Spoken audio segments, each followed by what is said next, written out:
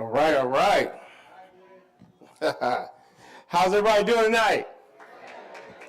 Man, that sounded somewhat good, but that did not sound like Flint Town at all to me. How y'all doing tonight?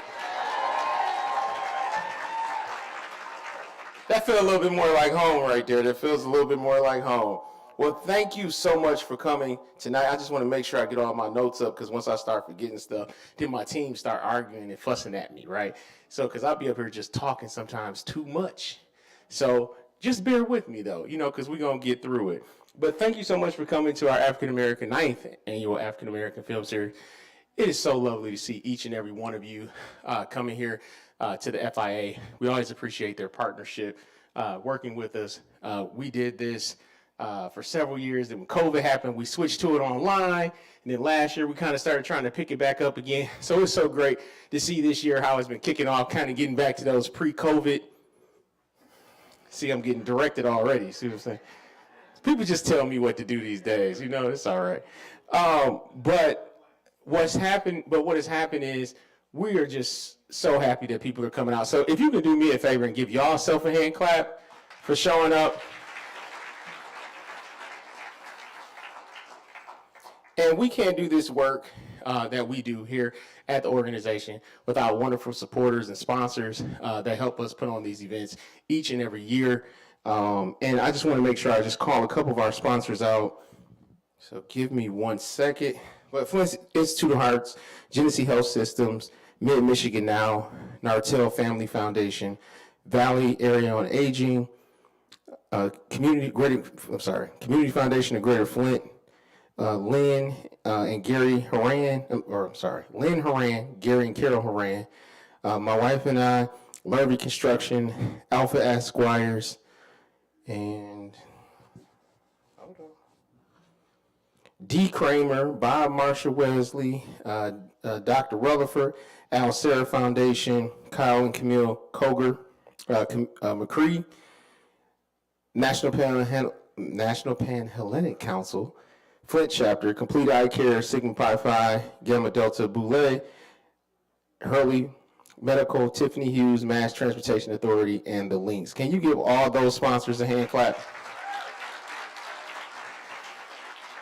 Yes, because it definitely takes resources and money to put on these events so we can give you guys this high quality experience at no cost to you.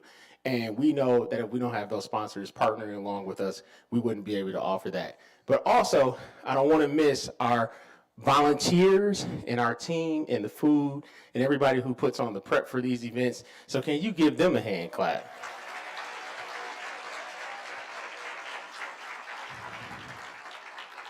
All right, kind of before I end everything that I have to say, what I'm going to do, because this is Black Barbie, I am going to give people an opportunity. If you dressed in some pink and you want to stretch your stuff just a little bit, I'm going to give you an opportunity to come up here on stage. Hold on. You only get to walk from here to there, not there and back. You can go from here to there and then back down the stage. All right, so you're going to start over here to the left? All right. All right. Oh, you two, oh, wait a second, hold on. I feel like I need to put on some music or something. Can I beatbox? Boom, boom, boom. No, okay, all right, no bebopping. She said, see that look? She ain't even had to say nothing, she just. All right, go ahead. Hey, how you doing? I'm a little biased. All right, I'm a little biased. All right, next. You just keep on walking behind each other. Go ahead, show your Barbie swag off. All right. There we go. All right, clap them up.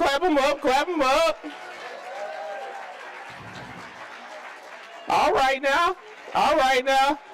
Did you see her? She had the half shoulder, full shoulder. She done this before. Okay, walk to the right. Okay, there we go. Don't want you walking too close to the edge. There we go. Okay, I see you out here. Okay.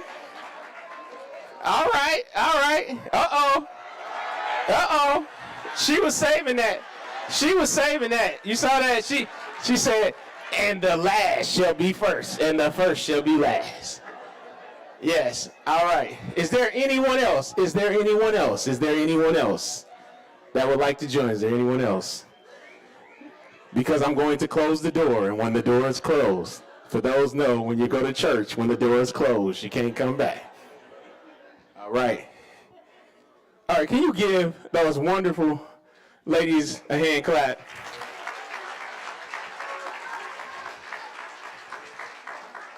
And that's exactly why we do the African American Film Series, is because we understand that representation matters, right? And we're in a community such as Flint, predominantly African American community, and we go through a lot of challenges as a community.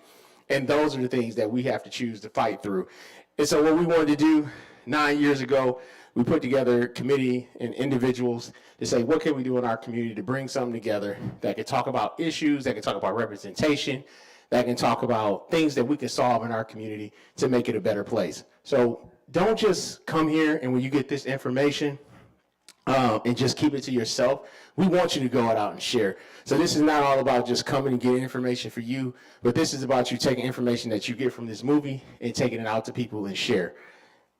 We have also some great prizes. So at the end, if you wait, you're going to be entered into these great gift baskets. We got Barbies and some other gift baskets over here. So please stay tuned for that.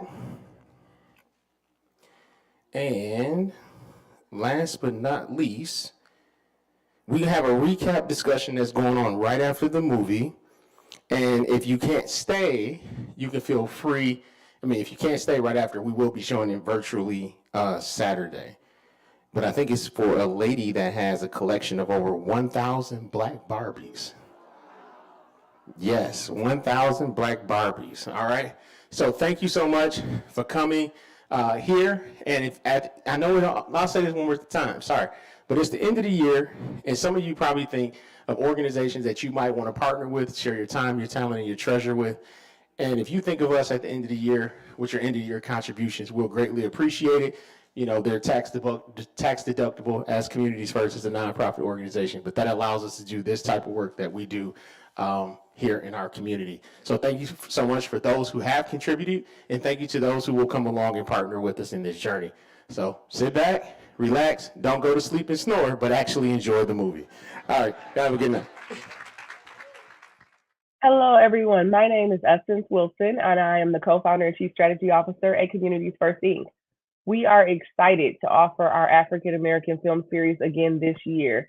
I think this is the 9th year that we have offered the film series, and it is always well attended, full of fun, and the films are absolutely excellent. So for December, our feature film is called Black Barbie. The documentary celebrates the momentous impact 3 women at Mattel had on the evolution of the Barbie brand as we know it. The film tells the story of how the first Black Barbie came to be in 1980, and it examines the importance of representation and how dolls can be crucial to the formation of identity and imagination. The film Black Barbie was written and directed by Lageria Davis, the niece of one of the Mattel employees that advocated for diversity in the Barbie product line. The film was recently picked up by Shonda Rhimes' Shondaland and Netflix, so we are one of the last film festivals to show it before it debuts on Netflix. To discuss some of the themes in the film, we are excited to have Sonya Larson from Olathe, Kansas with us. Miss Larson is a serious Barbie collector, as you can see from the entire room dedicated to Barbie in her home behind her. She has been featured on HGTV's Barbie Dreamhouse Challenge, and I think she is glad to be with us as well. So, Sonya, I am. Thank you for having me. yes, we're so glad you're with us. You have an amazing collection. We can Thank already you. see that. Tell us about yourself, how that came to be, and about your collection. So my collection actually started when I was about 16 years old. My mom had a thing with when I was a little girl. She would not buy us dolls that did not look like us. And finding Black Barbie in Texas back in the 80s was very hard to do. So when I turned 16, I said to myself, my daughter will never feel like I felt and not be able to have a doll and be able to pick between different Barbies. So when I got my first job, I just started buying them so that my daughter would be able to pick whatever Barbie she wanted to play with and be fine with it. And that's kind of how it started, and it escalated from there. And if you Wow. want to know, I have 3 boys, if that tells you anything. Understood. So, how many Barbies do you have in the collection? So in the so that's a there's probably in the collection that I keep displayed, probably 500 or 600 total Barbies that I have, because I have some duplicates and whatnot that I don't keep on display, are around probably close to 1,000. And for most of my 99.9% of my collection is all black. Wow. Just because there's a few that are on display that are not black, but it's only because they're with a white Barbie and a black Barbie in the same box. So there's only a couple of those, but for them, they are all black, because again, I wanted my daughter to be able to look and see, pick a version of her that she wanted to, to see herself in. So Absolutely. That is a sizable collection for sure. 1,000 Barbies, like that just blows my mind. I know that I collected Barbies as a kid a little bit, because we would collect the holiday Barbies, the black holiday Barbies every year, because they had these beautiful gowns and they always looked great. And actually, we have a couple of those that will be for giveaway tonight at the film ooh, that's series. So amazing. that is exciting. And so from the synopsis, we know that Black Barbie first came to be in 1980. You said you got your first one when you were 16. Which one was it? No, And my first Barbie that I got actually was when I was like 10. But my okay, mom I only got very few of them growing up, because if it wasn't in black, she wasn't buying it. So my first black Barbie I got was my first ballerina Barbie. And that was probably like 10 years old. So like 85 was the first one that I got. so you got your first one in 85, and you have just been collecting ever since. Right. And So the that's collection, I don't have the ones from my childhood, which I wish I did, which I'm now playing catch up on. But so the collection actually started when when I was 16 is when I started actually keeping them all in their boxes and saving them for the the little girl that I didn't get to have. So well, maybe there will be a granddaughter at some point that you I can. do, and that's not true. I do have a bonus daughter, but I got her when she was 11. Was way above Barbie stage, and my granddaughter does actually love Barbies, and she actually sleeps with Barbie that I gave her. So that's good. Okay, good. So it's sort of manifested, but just in a different way than you had Right, not in the way that I anticipated. wanted to, but it's fine. So looking at that first Black Barbie in 1980, she was a little bit of a rebel. She was wearing a red dress instead of a pink one, and the box said on it, "She's black, she's beautiful, she's dynamite." So what does Barbie mean to you, and more specifically, why is representation important? um, I jokingly say this: Barbie's my best friend. Barbie is the representation with Barbie. Mainly is because Barbie is the entrepreneur woman that we all strive to be. She has had multiple jobs. She has her own place. She has her own job. She does all different type of careers. And the fact that that first Black Barbie said she's dynamite. Dynamite was the word back in the day. You know what I'm saying? To be dynamite. Oh my goodness. That was there, in the fro, almost the hair. That first Black Barbie was amazing. Matter of like, I mean, she was gorgeous, gorgeous. So Can we uh, see her again? so this is actually the reproduction one. I do actually have the first one that's in the box still, if you want to see that one. But this is the one that the one that they did back in her anniversary. She just turned 40 back in 2020. Okay. So she just had her little birthday. So she's like about 42 now. But She's so holding up good. don't she look good? So black don't crack. So I think for me, Barbie is the woman that we all strive and want to be, I guess. And to be representation of seeing a doll that looks like you with images all around you, you want to be able to see yourself in those different jobs that Barbie is doing. She was an astronaut before NASA. She did all these kinds of things, and because of her, it makes you thought, well, what is this job? What's a computer engineer do? Barbie does it. I wonder what she does. So I believe that she strikes information, makes us want to, little girls want to be more than just not that being a mom is a bad thing, but being more than just a mom or a secretary. And she branches out on jobs, to make you widen your perspective of what you can be. I think that's a really important point. I have a 5-year-old daughter, and she had an astronaut Black Barbie, and it was the one with like, it had a globe and it had a telescope, and she had the little astronaut costume. And then for Halloween, she dressed up as an astronaut. So I wonder if there is that real connection between what you see, the representation of, what you could aspire to be, and then how that, comes into our reality. I think a lot of it does. I mean, let's be honest. A lot of us picked our jobs or what we wanted to be when we were growing up based upon what we saw on television, what we saw, and heard, or people that are around us. It's no, the reason why they say people that grow up in certain neighborhoods pick those same jobs. If if your family was blue collar, you work blue collar. If all around you was, people dealing drugs or whatever, that's what that's what you saw. You are a product of your environment. So if we're able to get Barbie out there and shown in different, areas and get kids thinking about being other opportunities and let them know there are other things out there for them, I think that's, great. I mean, and a lot of people think I extreme that with Barbie, but a doll, that's what kids spend a lot of their time with, their imaginations. And if I never see a doll that looks like me being the job that I think I want to be, how do I know that that's something that really can be created? Because if I only see white Barbies being doctors and firemen and computer engineers, I'm thinking, well, dolls that look like me or little people that look like me, that's not an option for us. Yeah, I think that's a great point, and it has been widely contemplated, and studies have been done that dolls are important to children's imagination and their sense of identity. And even having that box with those words on it, it was almost as though they knew that Oh they yeah. had to tell people, yes, she is Black, she is beautiful, and she is dynamite. That had to be affirmed for people because they probably didn't know what they were looking at in 1980 when they're looking at this doll, and it doesn't look like anything else that's on the shelf. Right.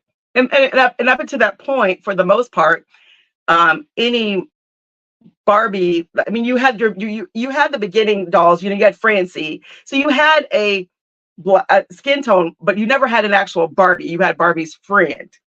So you've got so there was Francie was the 60s, and you had Francie, but she was basically the same white doll, just same mold, different, just a different complexion.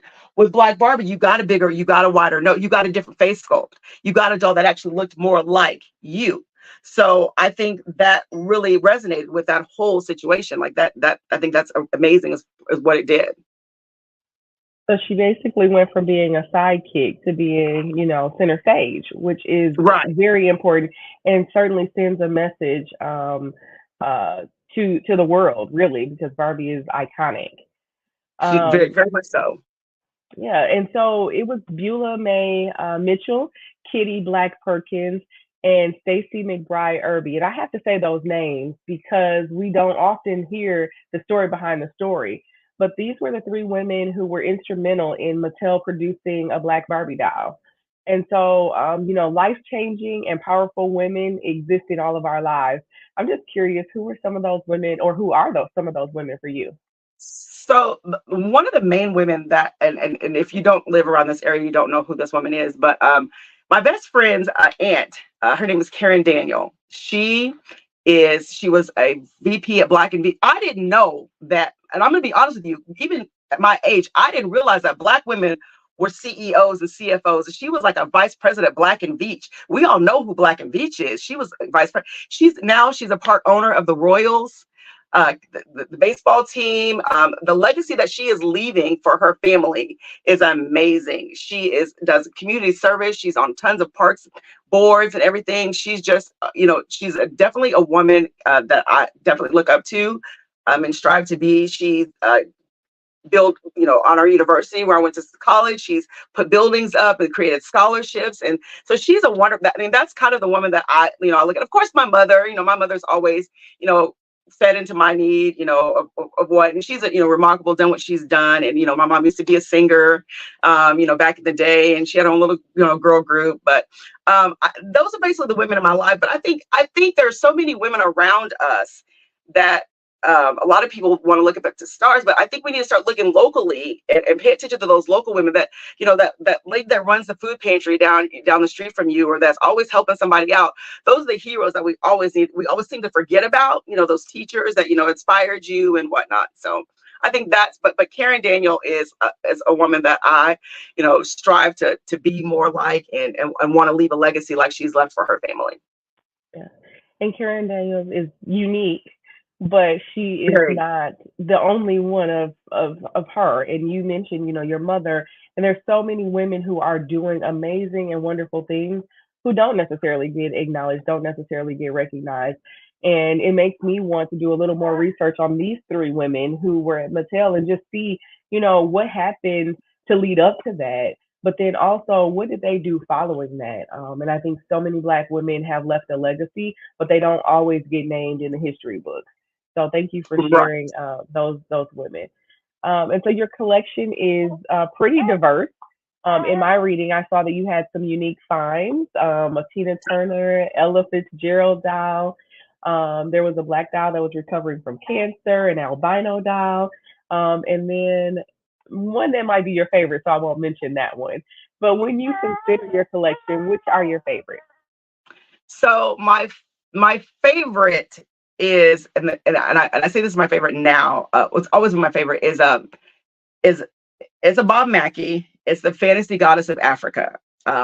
However, the entire Byron Lars lines, that is my favorite designer as far as that's done like that's done a designer that's done a collection with Barbie, a collaboration. Although Fantasy Goddess of Africa is one of my favorites because it was kind of like one of the first few dolls. The beading on this gown is gorgeous. The headdress is gorgeous. The feathers, all of that. This is the one doll that they are not allowed to sell when I die. Like this is the doll that has to stay in the family. I don't know who gets it, but they have to keep this in the family. This is the family heirloom. But this doll is gorgeous. I've loved this doll since it first came out, and she's just beautiful. I mean, she's gorgeous. Like the headdress and everything, and the beading. It's all the beads on this dress are gorgeous. So gorgeous. Now, I will say that Byron Lars, though, he is a Black fashion designer, and he did a line of Barbies. And his dolls are the most sought out and the most unique and the most beautiful dolls that I have ever. I highly suggest everybody go look up his dolls. His dolls are amazing and gorgeous. They're behind a glass case, otherwise I pull one out. But yes, his dolls are. He is amazing. Like we want him to. We wish Mattel and he would collaborate again because they were the best, most unique looking. So tell us about your relationship with other collectors, and I'm sure that you've been to a ton of doll shows and things like that. What is the Black Barbie community like? So I'm gonna be completely honest with you. So I didn't really realize there were more people like me until like about 2019 when I went to my first Barbie convention. It was in Kansas City, so I figured this will be the cheapest I'd ever be able to go. It still wasn't that cheap, but so I met a lot of Black Barbie collectors, and we have some Facebook groups, and the community is we are very loving towards each other. We're very we complain about the same things, did you like this Barbie? Did you like that Barbie? Let's talk about this face mold. And the Black Barbie community is bigger than I expected it to be. I didn't think there was that many of us that actually collected Black Barbies.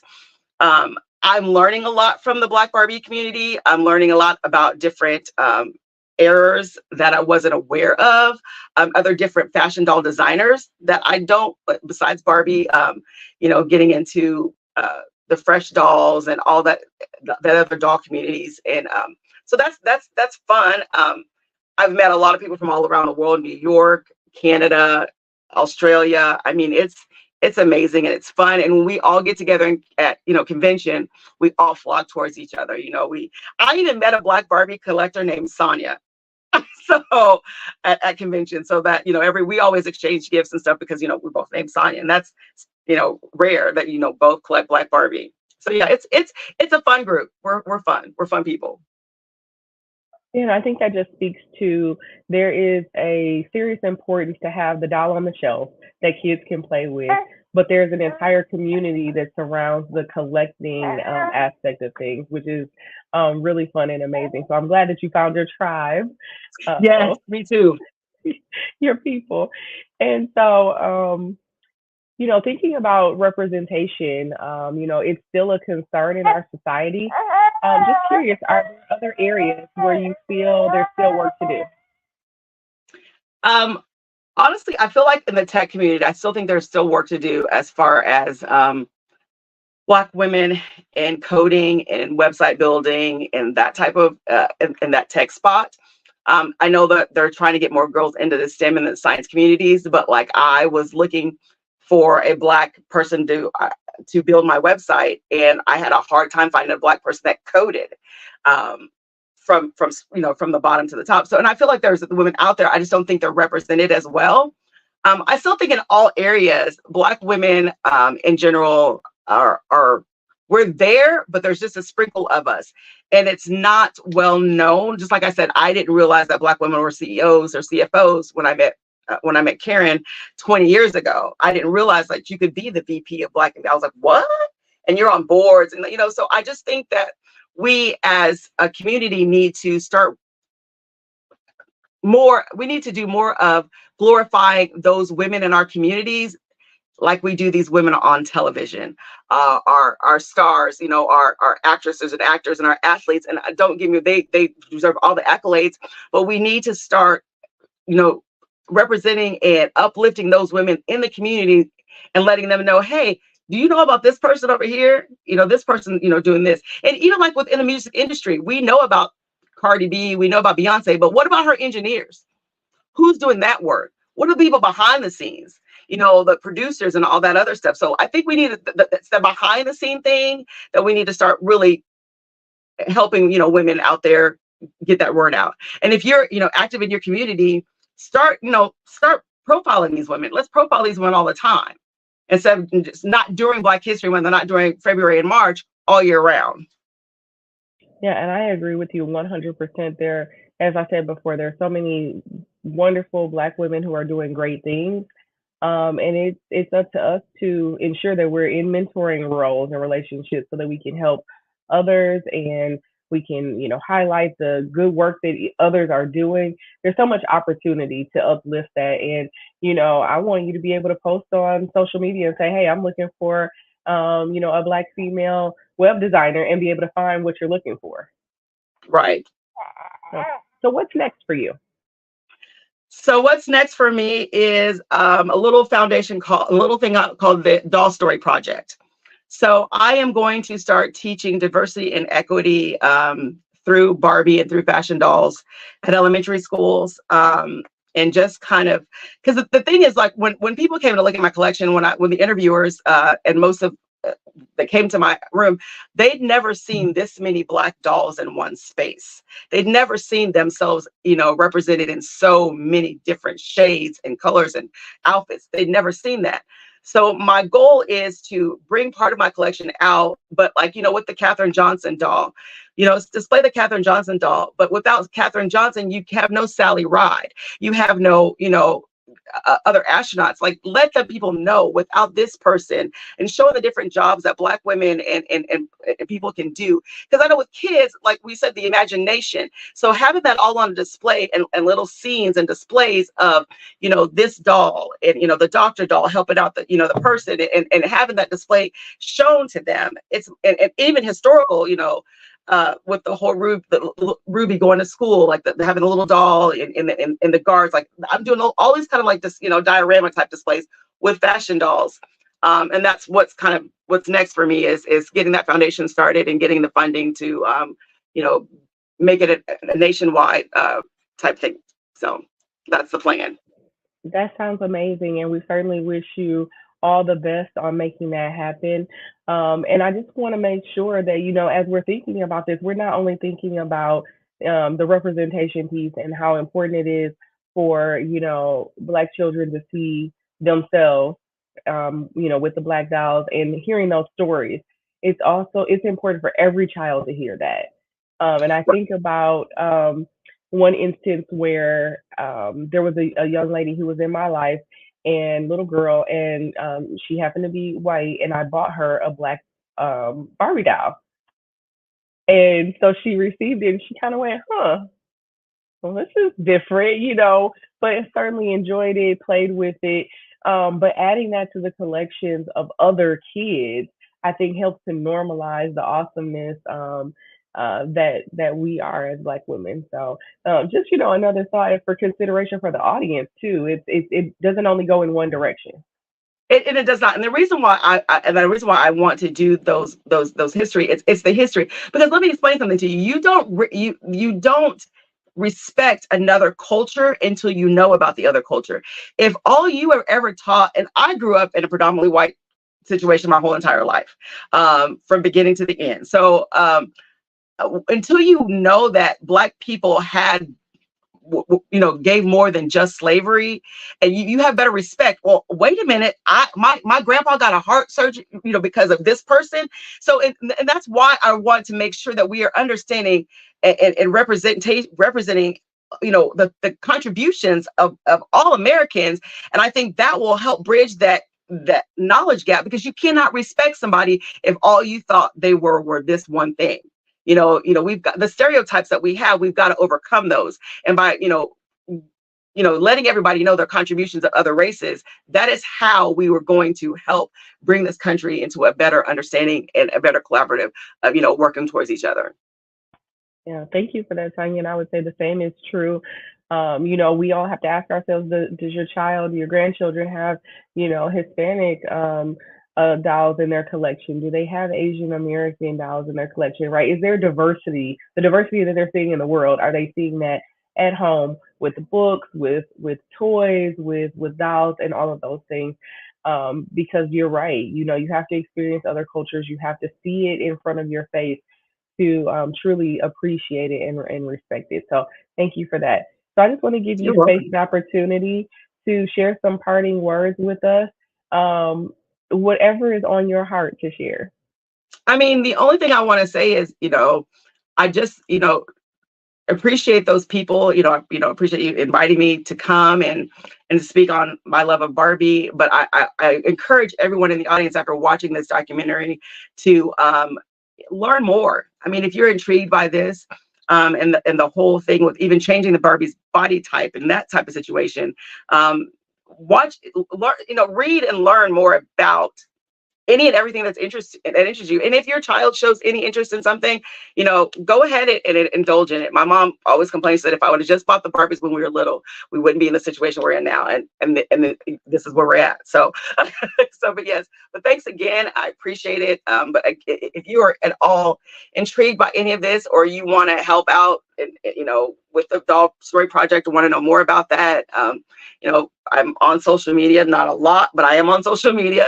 So just look for me, and I'd be happy to, talk Barbie with anyone and anyone at any time. Well, I just want to give you, extend gratitude and say thank you so much for being willing to share a little bit about your life, your collection, your story, and your journey.